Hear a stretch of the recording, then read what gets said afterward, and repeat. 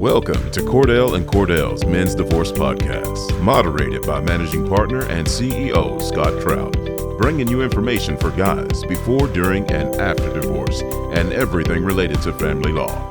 This podcast is not to be taken as legal advice, and no attorney-client relationship is established.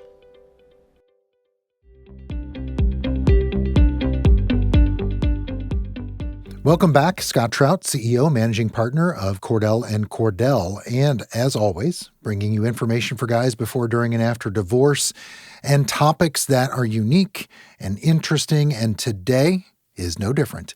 We've talked a little bit about it in some of our virtual town halls, but today we're going to talk about social media, one of my favorite topics to talk about. I've been talking about that since the almost introduction back to MySpace. If you're old enough to even know what that is, MySpace was around. I was talking about social media back then, and I'm joined by Christina Wilford in Jacksonville, Florida. Welcome. Hi, good afternoon. Frequent guest. Glad you're back. So we'll talk some more. Kim and Kanye. We'll talk about Kim and Kanye. We'll talk about Bill and Melinda Gates, and before we get into that and toss you the first question, I know the last virtual town hall, someone had said, well, why are we talking about them? They have so much money that I can't relate.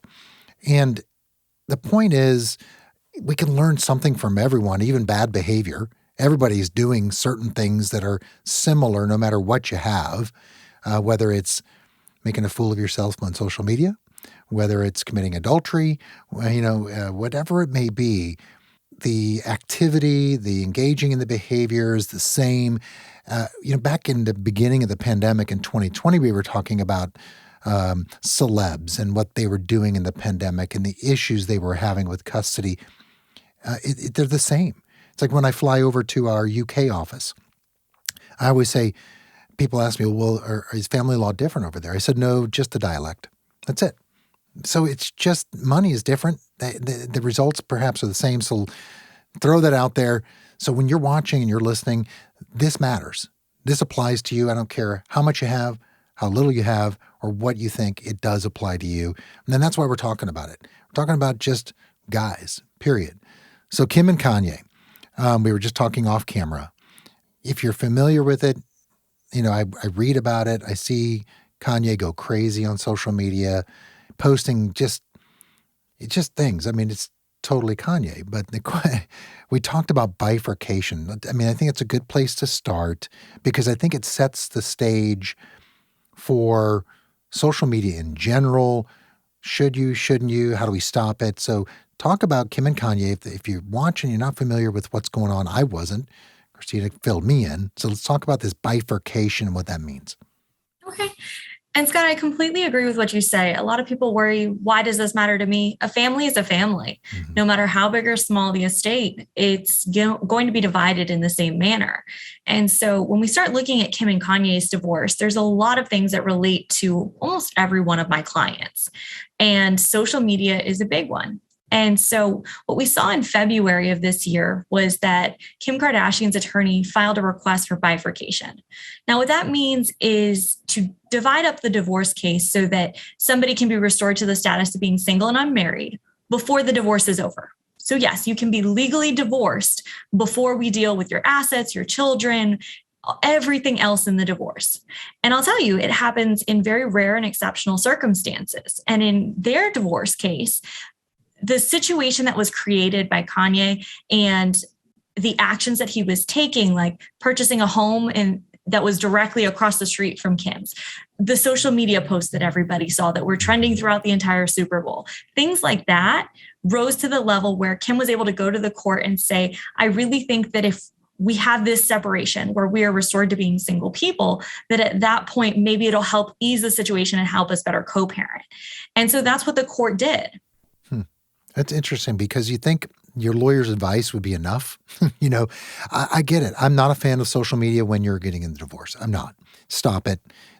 And let me ask this question. Have you ever used social media to your client's benefit, not about the other party, but just a post that they've made to advance their case? Like meaning, if we represent the dad, have you ever used a dad's own post to benefit dad? So have I ever used my client's post to benefit them? Yeah. Honestly, no. No, but the other party, right. last week. Exactly. I mean, okay, maybe I'm more likely to use a photo to show the engagement of my client with his kids, but never. And that's why I kind of plainly tell my client, look, whatever you post, I'll never be able to use for you. What she posts, absolutely. If I'm Kim's attorney, I'm leaning back, kicking my feet up, thinking this is the best thing that it's ever happened. I'd almost want to say, Kim, don't file a bifurcation because he's going to bury himself. But I get it because that leads us into the next thought, and that is, to some extent, social media can be harassment, domestic violence, cyber stalking, like maybe Kanye is doing with Pete Davidson and what's going on with her personal life, right? Absolutely. So you touched on 2 points that it really brings cause for concern. The first one is cyber stalking. So depending on how much and the volume of the messages that either Kanye or any client or opposing party is doing to the other person, it can rise to the level of cyber stalking. That can result in getting an injunction for protection or a protection order in your state. That can result in criminal charges, depending on how bad it is. And then you mentioned Pete Davidson. I mean, when I was getting ready to talk to you about this, I saw that there were some posts where it was almost like inciting violence against the guy. And in that situation, not only does it create a real problem for Kanye and for anybody who's doing similar behaviors, but it also causes the court in the divorce case, when they're making a child custody determination, to almost question your mental health, because that's an element of whether, which parent should have the children and when. Yeah. I mean, there is some serious mental health questions I have. I am not a psychologist. I'm not a psychiatrist. I'm not a counselor. Yeah. But at some point, you have to have the self-realization that you're doing nothing but damage to your own case and your kids, period. He is clearly oblivious. He's angry. I mean, look, she should stay off social media, and her boyfriend should need to. That's another episode to tell your friends to stop posting about you. But what effect does social media, if any, have on prenups or postnups or, agreements? Many of you watching may think, well, it doesn't apply to me, but I'm just trying to look for the effects of social media to show and impress that you shouldn't be on it. So what does it have effect-wise on post and prenuptial agreements? So whenever we're looking at a prenuptial agreement, obviously every state's going to have their list of elements as far as considering the validity of the prenuptial agreement.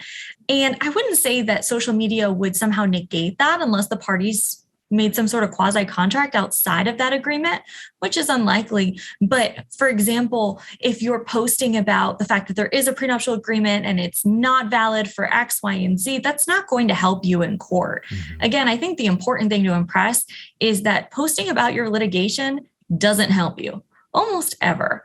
And so when we have this agreement like Kim and Kanye have, I mean, the court's just going to be looking at the primary elements, finding out when was it entered into? Was it entered into freely and knowingly?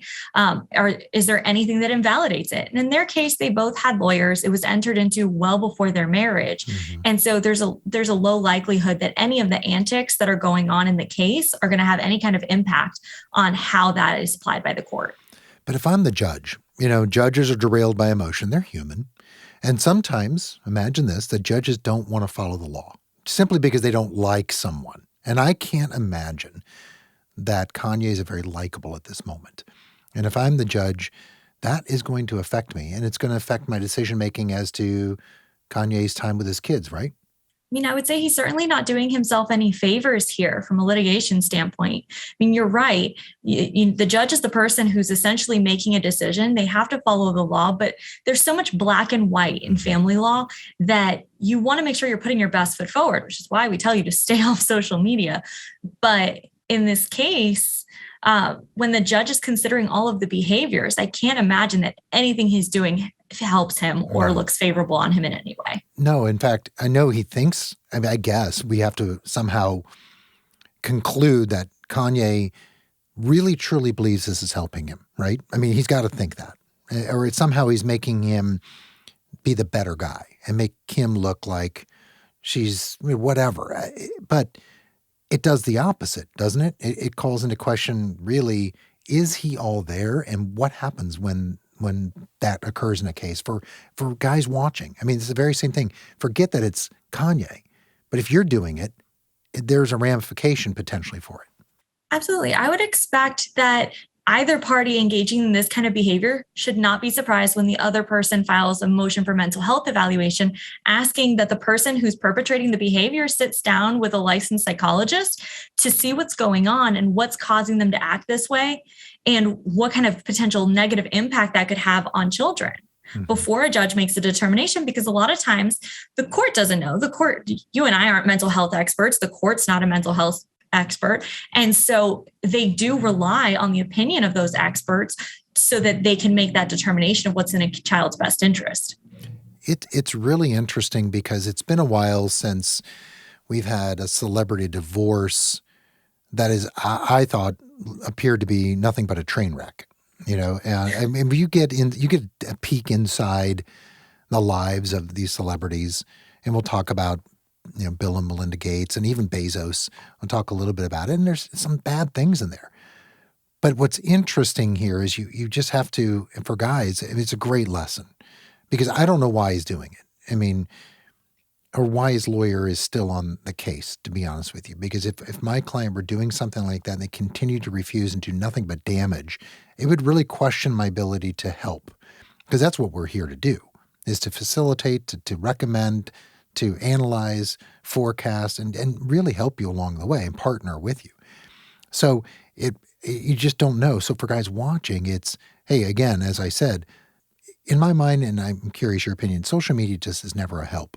And there's no good that can come from it during your divorce or modification or paternity action or contempt action. Anytime you're involved in the family court system, I can't ever imagine it is a help to the client from their use or from the practitioner from their use of it, right? I agree. And you made the point of whether you would stay on the case or not. I mean, we obviously don't know what's going on between the lawyer-client relationship, but Kanye is on lawyer number 4. And so to me, being an outsider, that tells me that he didn't like the advice that was being given, or the attorneys were unwilling to do the things that he was asking them to do. Yeah. And no, the social media posts, the only time I ever use them are either 1, to find somebody and get them served, or 2, because somebody is doing something they shouldn't be doing and it's useful to my client to prove a point, essentially. There is, and I think if we're thinking about Kim and Kanye, they're both experts at social media. They're experts at branding themselves. Kim has her own history of other items that were released into the public and who will claim, oh, I didn't intend to, have that released. But I have to believe that everything they each are doing are with particular intentions, to whether it's to draw attention, keep themselves in the media, make them more money, gather their people that follow them, to reinforce that they stay in the spotlight to stay someone and not become irrelevant. So in that regard, this is just such an extreme that we rarely see, especially in social media. You'll see bits of people here and there with things that we can say, that's a no. That's a no. You shouldn't do that. But I think that's why it's important to talk about this extreme, because Kim and Kanye have served it up for everybody to kind of learn from. And that is, this is a great example of how badly it can go when you use social media. And I think ultimately at the end of the case, whether it's settled or, tried, or when all the things are done, you'll see that it didn't really help him in the case remove his profile out from that. So I guess a good place to start is to look at the opposite, and that is Bill and Melinda Gates. Has plenty to talk about, but is it a story of the way to handle it? I would say so, because a divorce is personal between two parties. Social media may seem like a cathartic place to go to voice your frustrations, but you are far better off doing that in a closed group of friends rather than putting it out there for the entire world, because once it's out there, you can't take it back. And if you look at the differences between the Kim and Kanye divorce and the Bill and Melinda Gates divorce, you don't find a lot of drama. And in any divorce case, of course, there is drama, but you're not seeing it published out there in the world. They have businesses, they have children, and they're keeping it somewhat close-knit so that way the world's not necessarily involved in their personal business, even though they are major players on the world stage. Yeah, it could have gone really badly, considering what we know generally about Bill's behavior in the case and in adultery and whatever he did. It could have just gone terribly if they'd used social media to try to, and it's an easy mechanism to try to force someone into a settlement, to just post nasty things about what they've done in their life and really embarrass this human being. But again, it also defeats the purpose of their value. If I'm Kim, I don't want to hurt Kanye because he's my source of money in the future. Maybe we have ownership. We've created a brand. Bill and Melinda, I think you're right, did it right, albeit it was a public display of a divorce that's very intimate and personal. But if you can learn from it is, hey, there are bad things in divorce. Don't make it worse by using social media. Exactly. I mean, that's the bottom line, is people sometimes feel like if they don't post about it, it didn't really happen. I assure you that it did. Yeah. And that, there's public record and there's, the outcomes that come out in the court system. And that is what it is. But especially in a situation where there's children, I think that regardless of who you are, this is relatable. This information never goes away once you put it out there. And if you have children, your children are going to grow up and they could potentially access that information. And why would you want them to be able to read that, be exposed to it, hear about it from friends, when you could show a unified front as parents and just tell your kids, this is what's happening. We love you either way. We're here for you. And keep the ugliness away from them, shield them from it, and let them have a childhood. Yeah, Kate Bosworth. So tell us about that one, unified front, kind of a way to handle the divorce. Tell everyone about, it's a great example for them to say, this is the way we should be moving forward. Absolutely. In Kate Bosworth's situation, she's an actress married to a director. And if you look them up on social media, what you find is a unified post where they said that they still wanted to be friends and that they were just parting as amicably as possible. And if you need to put something out, if anything, put that out there so that, everybody who interacts with you knows you're setting the tone for it, essentially, so that you're not going to impact your children with the litigation. You're not going to be seen as harassing somebody on the internet. And really, you're just presenting yourself in a better light. And we use the word social media. It could be anything. It could be, just common conversations and spreading, rumors or conversations about your marriage to others in public. When you mentioned a unified front on social media, for whatever reason, Miley Cyrus came to mind. And where she allegedly wrote a song about, was it Chris Helmsworth? I can't remember who it was. That was all about him and the reason why they broke up. And here it is, it's a hit. It's like, might as well, social media on steroids. You've just made a big single about your, ex, and it's just all over the world. Really interesting, as it is cathartic. I don't know. It's, but that's why I want to talk about it today, because there are ways in which clients should behave. And it's one of the first things I talk about is the use of social media. We ask it on the intake sheet. Hey, do you have a social media account? Does your spouse have one? I actually, before I have a consult, I'll try to pull up each social media account, Facebook, just take a peek. What's there? What's going on? What's the level of activity that I can see as not a friend of theirs, in terms of I may be limited to what I can see. But that's how seriously I take social media in my practice, because I want to, tell a story. Representing guys is about telling a story, painting a picture of appearance and presentation and who they are, how they are, what they do, because I have to put them in the right light. At one point, I was a prosecutor, and again, it's telling a story. I did some defense work. It's creating a story out of the set of facts that may lend a group of jurors to actually like your client. And so family law is not that much different. Wouldn't you agree? I 100% agree. I'm just as bad and guilty of looking up social media, either before a consultation, before an initial meeting with a client once it's been assigned to me, because I think that it is that important. I mean, I would even go a step further. A lot of times during a separation, litigation can take some time. Maybe people have already moved on. They move on during the case. Your partner's social media matters too, because if you're allowing your partner to go out and bash, or your parents to go out and bash your former spouse or soon to be former spouse, then you're almost guilty by association.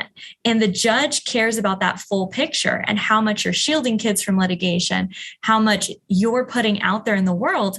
And we want to be able to paint a picture. And I get it. I hear it all the time. It's so hard to take the high road when the other person isn't. I can almost always promise you will be happier with the outcome if you take the high road versus either succumbing to the same tactics and behavior or being the only one. If you're the only one, you're almost screwed because the judge is going to see it and is going to hate it. But just because one person is doing it, it doesn't cross things out. Essentially, the judge just dislikes both parties and doesn't know what to do. Right. I mean, I was just thinking of an example of social media. We're in a modification and to terminate alimony, spousal support. And what we see is X going all these places around the world with someone who we believe to be either her husband, and we just don't know it, or someone pseudo in a relationship as if they're cohabitating together, as if man and wife. We're using all of those posts against them. And so as great as it is to think that you're sharing with the world what you do, when you're in that family law arena, it does nothing but hurt you. It gives us an opportunity as divorce lawyers. It was the best invention ever and the worst invention ever. It just depends on who you represent. Yeah, and I've definitely used it for alimony modifications to prove a supportive relationship because people hold themselves out to be in that relationship. You can see a lot of the things that people are doing together. And then in custody modifications, when someone claims they're watching the kids, but instead, let's say you don't post anything at all of substance as far as saying what it is you're doing.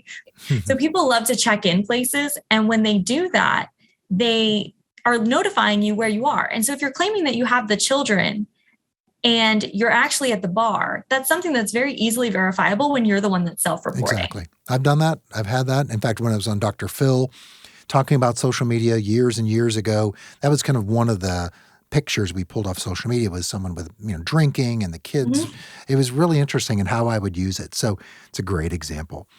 Well, that's all the time we have, trying to bring you information and topics just like this that are relevant to you, whether it's a celebrity or not, whether we're talking about social media or not. These are the types of things that we have. And Christina, as always, thanks for joining. You're a great guest, and I appreciate your time. And thank you for having me. Well, stay tuned. Bring you more just like this. And until next time.